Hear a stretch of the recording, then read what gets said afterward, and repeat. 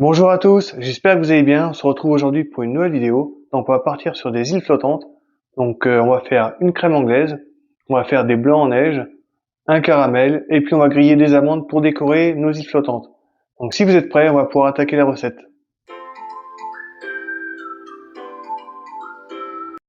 Alors pour 5 personnes, il nous faut 10 jaunes d'œufs, 720 g de lait entier, 3 g de vanille en poudre ou une gousse de vanille et 270 g de sucre. On va commencer par mettre le lait à chauffer, donc on va y ajouter aussi la vanille en poudre ou la gousse de vanille.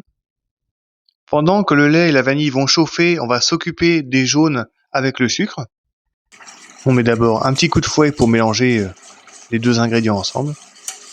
On va verser dans le saladier le sucre avec les jaunes et on va les fouetter avec le fouet.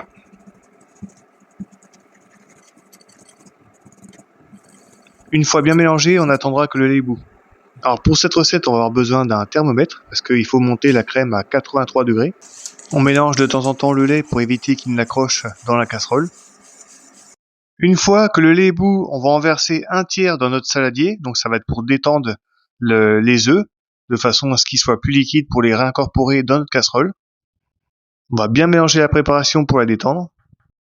On va également diminuer la puissance de chauffe, parce qu'on va continuer à faire chauffer le lait, mais beaucoup moins fort. On prend notre fouet et on remue énergiquement. Et une fois que le mélange est bien homogène, on reverse ce qu'il y a dans le saladier dans notre casserole. Donc là c'est bon, on verse la totalité du saladier dans la casserole et on va mélanger pour monter à une température de 83 degrés. Alors là au début je vais mélanger avec le fouet et après on va mélanger avec une maryse. On contrôle régulièrement la température avec notre thermomètre pour voir si on n'est pas trop fort.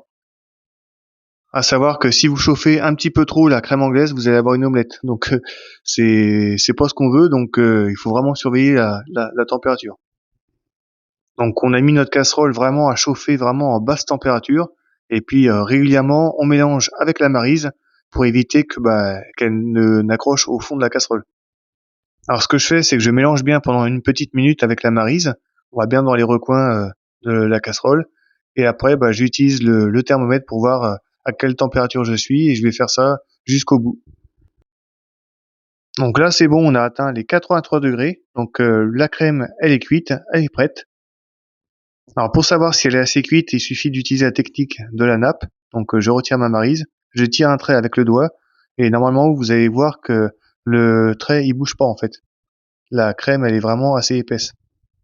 Donc à partir de là, la crème elle est prête, on va la verser dans des petits ramequins ou dans des bols à glace et puis on la laissera refroidir. Donc là pour le premier j'ai pesé, donc j'ai mis à peu près 225 grammes par bol. Donc on va pouvoir les remplir, donc vu que la casserole est lourde et puis du coup j'ai pas de bec verseur, je le fais à la louche. Donc on est d'accord, c'est une recette qui est bien pour 5 personnes. On remplit les bols et après on va les laisser refroidir.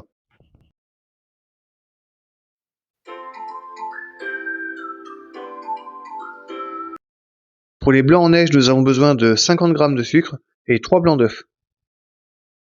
On va commencer par battre les blancs en neige et ensuite on ajoutera le sucre. Une fois qu'ils sont bien mousseux, on va pouvoir ajouter le sucre.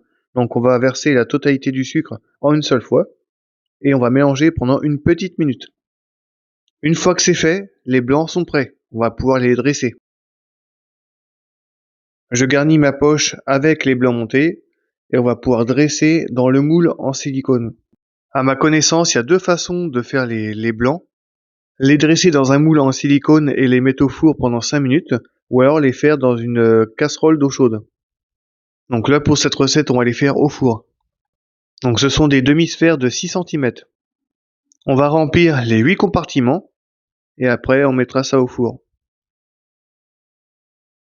Donc je mets mon moule sur une plaque et on met ça au four pendant 5 minutes à 180 degrés.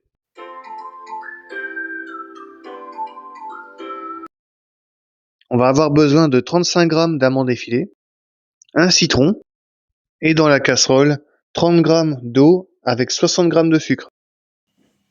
Avant de passer à l'étape du caramel, on va sortir les blancs du four et on va les mettre directement au congélateur, de façon à ce qu'ils refroidissent rapidement. Ensuite, on prend nos amandes effilées, on va les dispatcher un petit peu partout sur notre feuille de cuisson. Et puis on va mettre la plaque au four. On va les mettre à peu près une quinzaine de minutes à 180 degrés. Pendant ce temps-là, on va préparer le caramel. Donc on va prendre notre citron, on va le couper en deux et on va presser de façon à ce qu'il y ait à peu près une vingtaine de gouttes de citron dans notre sirop, sucre et eau. Donc maintenant, on va mettre la casserole à chauffer. Donc on a nos 60 g de sucre, nos 30 g d'eau et une vingtaine de gouttes de citron. Une fois que le caramel va avoir une couleur dorée, on va pouvoir éteindre et le mettre de côté. Donc voilà la couleur qu'il a.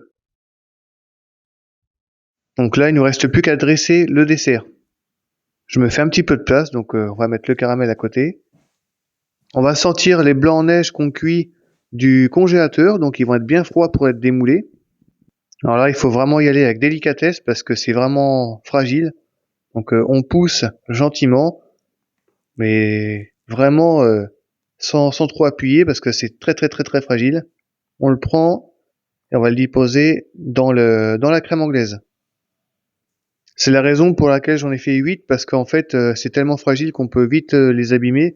Donc vaut mieux en faire un petit peu plus pour être sûr de pas avoir de mauvaises surprises et puis d'en casser un ou deux. Donc j'appuie par derrière, j'écarte le moule et je prends gentiment. Et on dépose le blanc d'œuf en plein milieu. Donc comme j'avais éteint mon caramel, il est un petit peu durci, donc ce qu'on va faire c'est qu'on va rallumer un peu, puissance minimum, juste histoire de faire fondre le caramel, et une fois qu'il va avoir fondu, eh ben on pourra le verser sur nos coupes de crème anglaise. Donc là c'est bon, le caramel il est prêt, on va le verser sur les crèmes. Et pour terminer, il nous restera plus qu'à mettre les amandes effilées pour décorer. J'en prends une petite poignée et j'en dispatche partout.